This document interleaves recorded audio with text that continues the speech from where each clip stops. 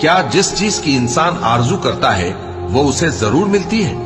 سو آخرت اور دنیا تو اللہ ہی کے ہاتھ میں ہے، اور آسمانوں میں بہت سے فرشتے ہیں جن کی سفارش کچھ بھی فائدہ نہیں دیتی مگر اس وقت کہ اللہ جس کے لیے چاہے اجازت بخشے اور سفارش پسند بھی کرے۔